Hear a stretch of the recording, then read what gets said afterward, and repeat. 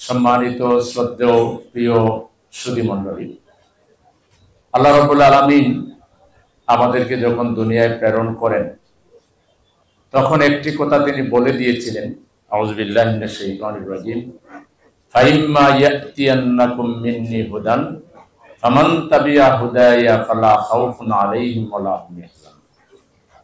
আমার পক্ষ থেকে হেদায়েত যাবে, এই হেদায়েত যারা অনুসরণ করবে তাদের দুশ্চিন্তার কারণ নাই, তারা আবার বেহেশতে ফিরে আসবে। আমরা তো বেহেশতে ছিলাম, আমাদের আদি পিতা আদি মাতা হযরত আদম আলাইহিস সালাতু ওয়াস সালাম এবং হাওয়া আলাইহিস সালাতু ওয়াস সালাম বেহেশতে ছিলেন। বেহেশত থেকে যখন পৃথিবীতে প্রেরণ করলেন, যাও তোমরা পৃথিবীতে, তখন এই অভয় বাণীটা, এই আশ্বাস বাণীটা তাদেরকে শোনানো হয়েছে। আর শয়তান চ্যালেঞ্জ করে বলছিল যে, হে আল্লাহ, আমাকে কিয়ামত পর্যন্ত অবসর দাও, আমি তোমার একজন বান্দাকেও বেহেশতে আসতে দেব না, আমি তাদেরকে ঠেকাবো।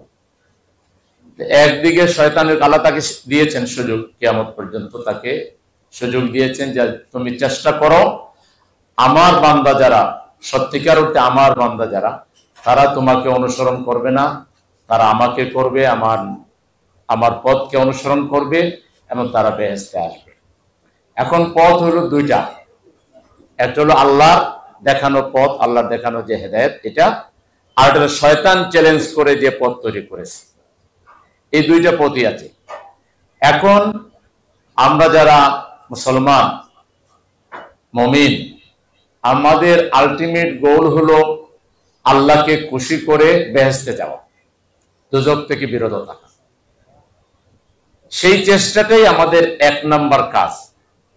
আমাদের সকল কাজের মধ্যে সবচেয়ে বড় কাজ হলো যে আল্লাহ আমাদের উপরে খুশি থাকবেন, আল্লাহ আমাদের উপরে নারাজ হবেন না, আল্লাহ আমাদের জন্য যা করতে বলেছেন সেগুলো আমরা করব, আল্লাহ যা করতে নিষেধ করেছেন সেই নিষিদ্ধ জিনিস থেকে বেঁচে থাকব। ইসলামের হুকুমটা কিন্তু পজিটিভ নেগেটিভ দুইটাই আছে, কিছু করার নির্দেশ আছে, আবার কিছু না করার নির্দেশ আছে। এই দুইটার নামই হচ্ছে ইসলাম। মা আতাকুমুর রাসূলু ফাখুযুহু ওয়া মা নাহাকুম আনহু ফান্তাহু।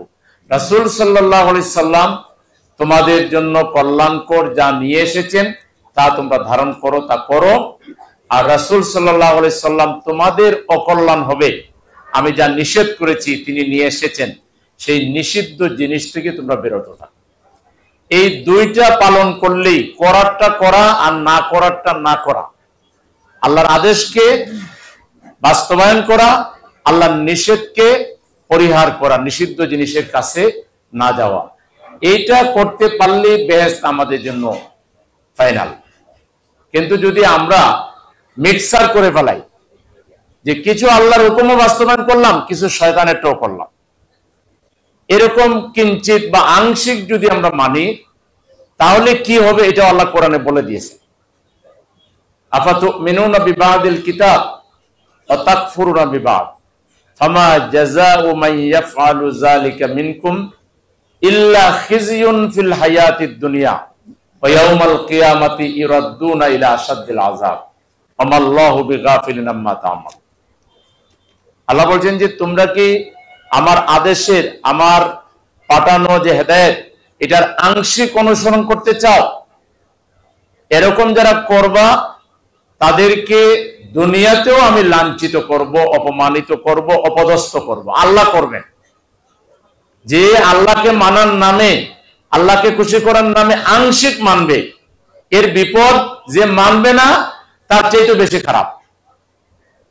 যে মানলো না সে তো ঘোষণা দিয়ে মানলো না, শয়তানের পথে চলে গেল, তার দুনিয়ায় হয়তো কিছুটা ভালো হয়ে হবে, দুনিয়ায় সে অনেক ভাবে, নানাভাবে সে উপার্জন করে সে অনেক ভালো অবস্থানও থাকতে পারে।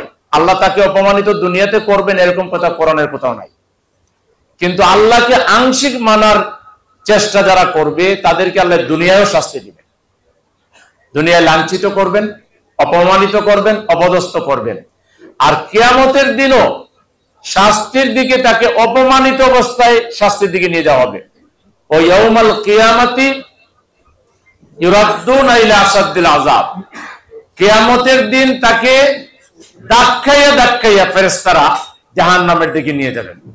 আমাল্লাহু বিগাফিলিন আম্মা তা'মালুন। আর আল্লাহ তোমাদের কর্মকাণ্ড সম্পর্কে একেবারেই তিনি জানেন না, বিষয়টা এরকম নয়। তিনি সম্পূর্ণরূপে জ্ঞাত, জানেন তোমরা কি করতেছো, আল্লাহ সেটা জানেন। তাহলে আল্লাহ রাব্বুল আলামিন এই মাহে রমাদানে কোরআন নাজিল করেছেন। এই মাহে রমাদানের মূল তাৎপর্যটা হলো এই মাসে কোরআন নাজিল হয়েছে, শাহরু রমাদানাল্লাযী উনজিলা ফীহিল কোরআন। এবং এই কোরআন হচ্ছে সত্য মিথ্যার মধ্যে পার্থক্যকারী। কোনটা সত্য আর কোনটা, আমি তো একদিকে তাকাইতে পারবো না ভাই, আমি সব দিকেই তাকাবো। কোনটা সত্য আর কোনটা মিথ্যা এইটা বলে দিবে কি? আল্লাহর কোরআন।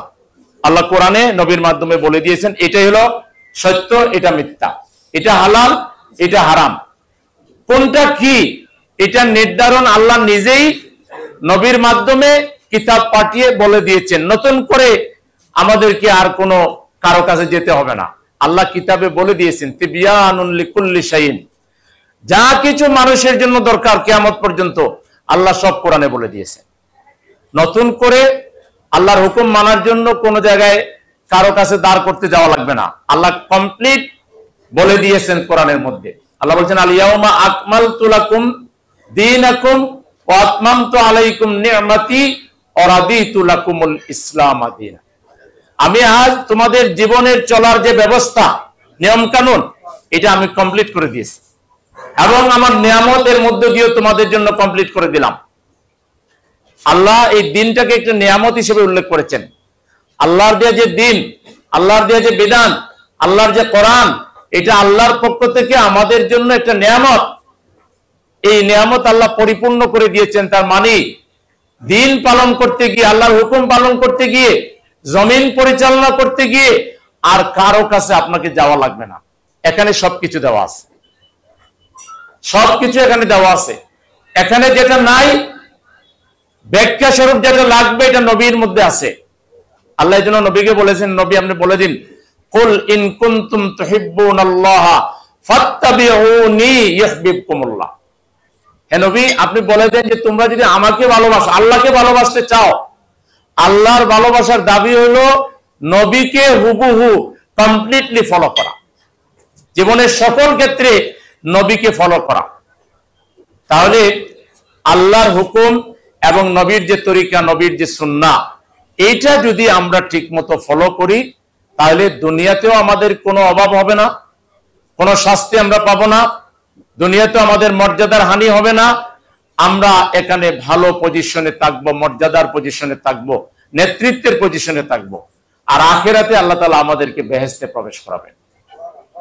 তো সেই বেহেশতটা যেন ইমানদার হয়েও, ইমান এনেও বেহেশত থেকে যেন আমরা কেউ বঞ্চিত না হই, এই ব্যাপারে আমাদের ডিটারমাইন্ড হওয়া দরকার, এই ব্যাপারে আমাদের কমিটেড হওয়া দরকার।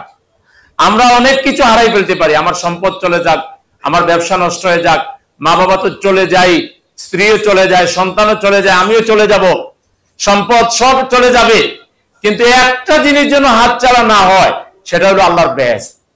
আল্লাহকে খুশি করে আমরা যেন যে কোনো মূল্যে বেহেশতে যেতে পারি। আল্লাহ তাআলা সেই বেহেশতে আমাদেরকে নেওয়ার জন্য কিতাব পাঠিয়েছেন। এই কিতাবে আল্লাহ নামাজের কথা বলেছেন, আমরা নামাজ পড়ি। এই কিতাবে আল্লাহ রোজার কথা বলেছেন, আমরা রোজা রাখি।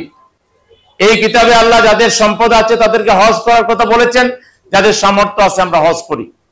এই কিতাবে আল্লাহ তাআলা যাকাত দেওয়ার কথা বলেছেন। যত জায়গায় নামাজের কথা বলেছেন ঠিক তত জায়গায় যাকাতের কথা বলেছেন। এক জায়গায় নামাজের আগে যাকাতের কথা আগে বলেছেন, আর সব জায়গায় নামাজের পরপরই আকিমুস সালাহ ওয়া আতাজ যাকাত, যাকাতের কথা আল্লাহ সব জায়গায় বলেছেন। এই যাকাতের মূল উদ্দেশ্য হলো সমাজে ধনী গরিবের মধ্যে ভারসাম্য প্রতিষ্ঠা করা।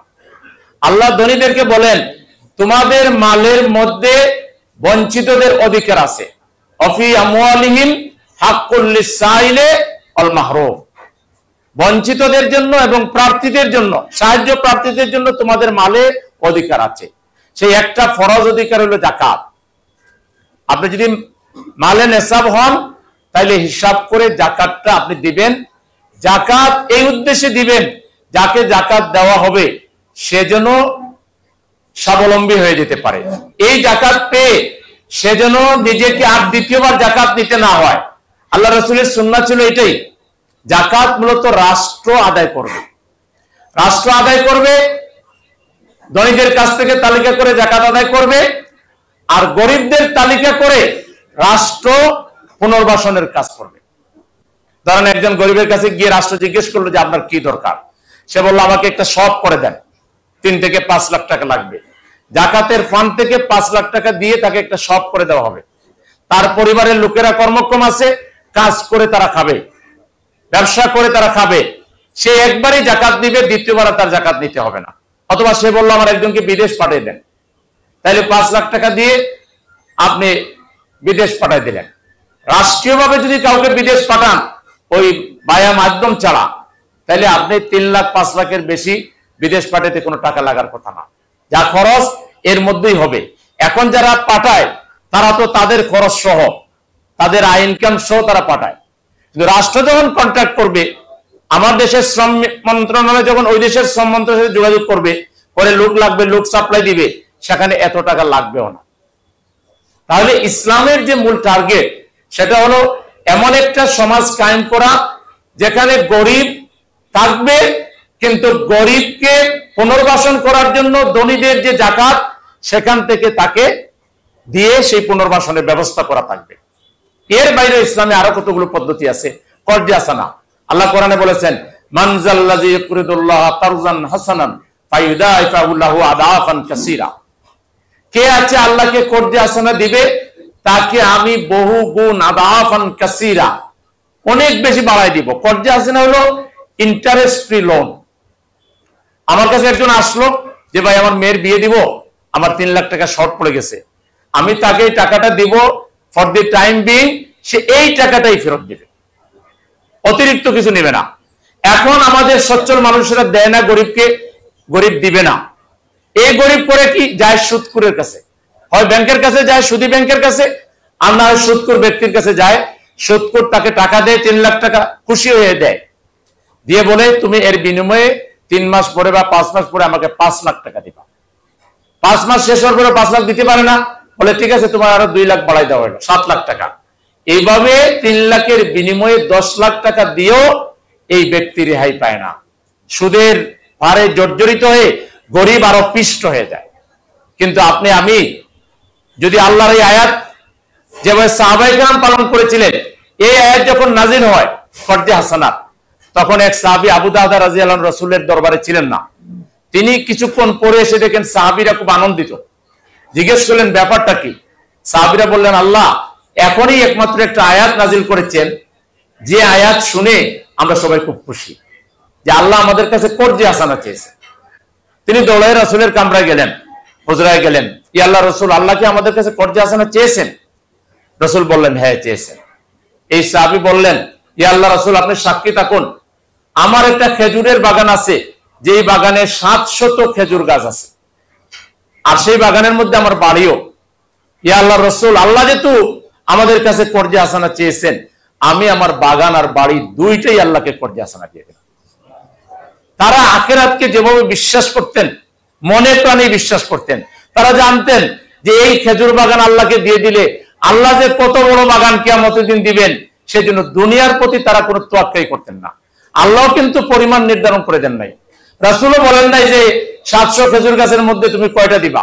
উনি যদি 2টাও দিত, 1টাও দিত, অথবা বলতো যে একটা খেজুর গাছে যা খেজুর হবে তার 10 ভাগের 1 ভাগ দিলাম, তাতেও আল্লাহও বেজার হইতেন না, রাসূলও বেজার হইতেন না।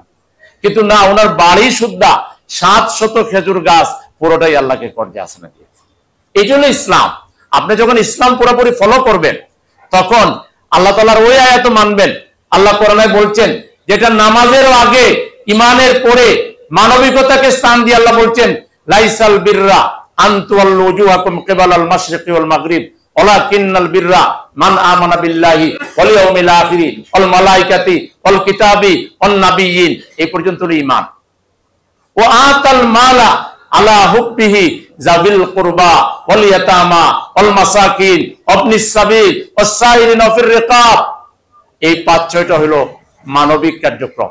এরপরে বলছেন আল্লাহ ওয়া আকামাস সালাহ ওয়া আতাজ যাকাত, নামাজ আর যাকাত চলে গেছে এই সব মানবিক কার্যক্রমের অনেক পরে। আল্লাহ বলছেন তোমার প্রিয় বস্তু তোমার নিকট আত্মীয়ের জন্য, তোমার প্রিয় মাল তোমার নিকট আত্মীয়ের জন্য ব্যয় করো। ও আতাল মালা আলা হুব্বিহি যাবিল কুরবা, এরপরে এতিমের জন্য করো, মিসকিনের জন্য করো, পথিকের জন্য করো, মুসাফিরের জন্য করো। এগুলোকে আল্লাহ নামাজেরও আগে উল্লেখ করেছে। সুবহানাল্লাহ। তাহলে ইসলাম একটা মানবিক সমাজের গাইডলাইন দেয়। আজকে দারিদ্র যায় না কেন? সুদের, এই যে সুদের যে অভিশাপ, সুদ নেওয়া মানে ব্যাংক থেকে লোন নেওয়া মানে আপনি সুদী কারবারের সাথে ইনভলভ হওয়া। এবং সেখানে কত ভালো ভালো পরিবারের মানুষ, আমি জেলে ছিলাম, এরা কোনোদিন জেলে যাওয়ার কথা না, শুধু ব্যাংকের মামলায় শত শত হাজার হাজার মানুষ ব্যাংকে জেলে। কারণ সে ব্যাংকে যে লোন নেই কোনোভাবে এটার সাথে সামঞ্জস্য করতে পারে না। একের পর এক তার বোঝা বাড়ে, বাড়ি বিক্রি করে, সব সম্পদ বিক্রি করে, তারপরও এই শেষ হয় না। ইসলাম যে কনসেপ্ট দেয় সেটা সুদ ভিত্তিক কনসেপ্ট না। এটা শুধু ইসলামী ব্যাংকিং করা হয়েছে প্রচন্ড এক চাপের মধ্যে। 80-র দশকে জামাত ইসলামী এই ব্যাংক করেছিল। এই সকালে পুলিশ আসে, দুপুরে আসে, রাতে আসে, ব্যাংকের ম্যানেজারকে তুমি জঙ্গি, তুমি জামাতরে টাকা দাও, তুমি এটা করো, এটা করো। প্রচন্ড চাপের মধ্যে 40টা বছর আমাদেরকে রেখেছে। তারপরও শেয়ারিং এর ভিত্তিতে, মুদারাবা সিস্টেমের ভিত্তিতে ইসলামী ব্যাংক পরিচালনা করে ইসলামী ব্যাংক যে পরিমাণ মানব কল্যাণের কাজ করেছে, হসপিটাল করেছে, মেডিকেল কলেজ করেছে, মাদ্রাসা করেছে, ইউনিভার্সিটি করেছে, এবং যে পরিমাণ মানুষ এই ইসলামী ব্যাংকের মাধ্যমে এদেশে লাভবান হয়েছে, হাজার হাজার এই ঢাকা শহরের বাড়ি ইসলামী ব্যাংকের মাধ্যমে কিন্তু হয়েছে। এবং এই যে কলকারখানা যেগুলো, আপনারা অনেকে এখানে আছেন, গার্মেন্টস শিল্পের সাথে জড়িত থাকতে পারবেন, আদি ইতিহাস জেনে থাকবেন। ইসলামী ব্যাংক চিটাগাঙ্গের একজনকে ডেকে এনে জোরপূর্বক তার হাতে লোনের স্যাংশন দিয়ে বলছে আপনারা গার্মেন্টস করেন। ওনাকে প্রথমে বলে আসছে ব্যাংকের এমডি চিটাগাঙ্গে যাইয়া যে আপনি আসবেন, আপনাকে কিন্তু বড় অঙ্কের লোন দিব, আপনি গার্মেন্টস শিল্প করবেন। উনি পরের দিন আসে নাই, যে না জানি কোন ফেসে যাব। ব্যাংকের বোর্ড অফ ডিরেক্টরসের মিটিংয়ে ওরা লোন পাস করে দিছে। পরের দিন ওনার বাসায় গিয়ে ওনারে বুঝাই দেওয়া হয়েছে আপনি করেন, আমরা আপনার সাথে আছি। এই যে লক্ষ লক্ষ মানুষের এখন বেকার সমস্যার সমাধান হয়েছে, বাংলাদেশের অন্য কয়টা ব্যাংক কয় টাকা ওখানে বিনিয়োগ করেছে? ইসলামী ব্যাংক করেছে। তাইলে ইসলাম এমন একটা আদর্শ, কালজয়ী আদর্শ, মানবতার মুক্তির গ্যারান্টি। ইসলামের ভিত্তিতে যদি আমরা চলি, ইহলৌকিক জাগতিক উন্নতি হবে, আল্লাহর অসন্তুষ্টি থেকে বাঁচা যাবে, আর জান্নাত আমাদের জন্য নিশ্চিত হবে। সম্মানিত ব্যবসায়ী বৃন্দ, সুধী মন্ডলী, সম্মানিত সমাজের সর্বস্তরের গণ্যমান্য ব্যক্তিবর্গ যারা এসেছেন, যে কোনো মূল্যে জাহান্নাম থেকে আমাদের মুক্তি পাওয়ার জন্য যত কষ্টই আমাদের হোক, আল্লাহর পথেই আমাদেরকে চলতে হবে। যে আল্লাহ যাকাতের কথা বলেছেন, এই আল্লাহই বলেছেন আমাল্লাম ইয়াহকুম বিমা আনজালাল্লাহু ফাউলাইকা হুমুল কাফিরুন ফাউলাইকা হুমুজ জালিমুন ফাউলাইকা হুমুল ফাসিকুন। আমার দেয়া বিধান অনুযায়ী যারা ফয়সালা করে না, তারা হয় কাফির, না হয় ফাসিক, না হয় জালিম। বিগত 53 বছরের বাংলাদেশ আল্লাহর আইন অনুযায়ী চলেছে। পার্লামেন্টের প্রসিডিংস কি আল্লাহর আইন অনুযায়ী চলেছে? আমাদের আদালত কি আল্লাহর আইন অনুযায়ী চলেছে? কেন চলে নাই? যারা ভোট নিয়ে ক্ষমতায় গিয়েছিলেন তারা আল্লাহর আইনে বিশ্বাসী করেন না। তারা আল্লাহর আইনে এই পর্যন্তই, নামাজ, রোজা, হজ, যাকাত, এর বাইরে আল্লাহকে যাইতে দিবেন না, রাসূলকেও যাইতে দিবেন না, ইসলামকেও যাইতে দিবেন না। এর বাইরে গেলে রাজাকার, এর বাইরে গেলে জঙ্গি, এর বাইরে গেলে মৌলবাদী, এর বাইরে গেলে তারা একটা ফতোয়া আবিষ্কার করেছেন আমরা মুসলমানরা বিভ্রান্ত। এর বাইরে আর যেতে দেওয়া হবে না। তা আল্লাহকে আটকাবার ক্ষমতা কারো আছে? হাসিনা আটকে রাখতে পারছে আল্লাহকে? কেউ আমরা পারবো না। সারা দুনিয়া মিলেও আল্লাহর একটা বিধানেরও আমরা কোনো ক্ষতি করতে পারবো না। আল্লাহর বিধান বিজয়ী হবেই হবে ইনশাআল্লাহ। ইউরিদুনা লিইউতফিউ নূরাল্লাহি বিআফওয়াহিহিম আল্লাহু মুতিম্মু নূরিহি ওয়ালাউ কারিহাল কাফিরুন। আল্লাহ বলেন তোমরা আমার নূর নির্বাপিত করবা, আমার আলো নিভিয়ে দিবা, আমার নূর আমি প্রজ্বলিত করব, এই দায়িত্ব আমার। কিন্তু আমাদেরকে দায়িত্ব দিয়ে আল্লাহ মর্যাদাবান করেছেন, আমার দায়িত্বের মর্যাদা যেন আমি রক্ষা করি। আমি না করলে আল্লাহর বিধান কেউ আটকে রাখতে পারবে না, কিন্তু আমি না করলে আমি ফেইলিউর হয়ে গেলাম। আমি আল্লাহর বিধানের পক্ষে যদি না থাকি, যে বিধান কায়েমের জন্য নবীকে রক্তাক্ত হতে হয়েছে, দান্দা মোবারক শহীদ করতে হয়েছে, জেলে যেতে হয়েছে, দেশ থেকে বিতাড়িত হতে হয়েছে, তাকেও তো লোভ দেখানো হয়েছিল। হে মুহাম্মদ তুমি কি চাও?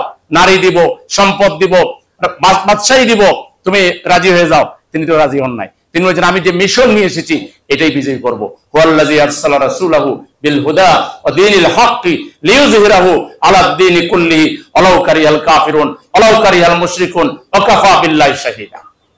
আল্লাহ নিজেই সাক্ষী, তার নবীকে পাঠিয়েছেন এই পৃথিবীকে কোরআনের রঙে রঙিন করার জন্য। এই জমিনের প্রতিটি ইঞ্চি মাটিতে আল্লাহর আইনের ভিত্তিতে চলবে, এই জন্য নবী পাঠানো হয়েছে। সেই নবীর উম্মত দাবি করলে এই আইনের পক্ষে না গিয়ে আপনি মানুষের তৈরি করে আইনের পক্ষে ভোট দিবেন, সমর্থন দিবেন, পয়সা যোগাবেন, আমার ইয়াবতাগি গায়রাল ইসলামি দীনান ফালান ইউকবালা মিনহু ওয়া হুয়া ফিল আখিরাতি মিনাল খাসিরিন। আল্লাহর দিন বাদ দিয়ে মানুষের দিনের ভিত্তিতে যেসব কর্মকাণ্ড পরিচালিত হয়, এখানে অর্থ দিবেন, বুদ্ধি দিবেন, মেধা দিবেন, এটার জন্য ক্যাম্পেইন করবেন, সোজা এটা হলো জাহান্নামের রাস্তা। স্বয়ং নবীর কথা এটা। আমান দাআ বিদাওয়াতিল জাহিলিয়াতি ফাহুয়া জুসা জাহান্নাম কিলা ইয়া রাসূলুল্লাহ ওয়া ইন সামা সাল্লা ক্বালা ইন সামা সাল্লা জামান মুসলিম। কেউ যদি আল্লাহর আইন বাদ দিয়া, আল্লাহর হুকুম বাদ দিয়া মানুষের হুকুম প্রতিষ্ঠা করার জন্য পরস্পর সহযোগিতা করে দাওয়াত দেয়, তাদের স্থান হবে জাহান্নাম। সাহাবী জিজ্ঞেস করলেন, ইয়া আল্লাহর রাসূল, যদি নামাজ রোজা করে? বলে নামাজ পড়ে রোজা রাখে, দাবিও করে যদি মুসলমান, আদমশুমারির তালিকায় যদি তার নাম মুসলমান তাকেও, তারপর সে জাহান্নামী হবে। এগুলো আমার বানানো কথা হইলে কোরআন পড়ে দেখেন আপনারা। এই রমজান মাস তো কোরআন নাজিল হয়েছে, এই কোরআন বুঝে পড়াটা আমাদের জন্য ফরজ। আল্লাযিনা আতাইনাহুমুল কিতাবা ইয়ারিফুনাহু কামা ইয়ারিফুনা আবনাহুম। আল্লাহ বলেন আমি যাদেরকে কিতাব দিয়েছি তারা এই কিতাবের সাথে এতটা ইন্টিমেট হয় যেমন পিতা পুত্র পরস্পরের সাথে ইন্টিমেট হয়।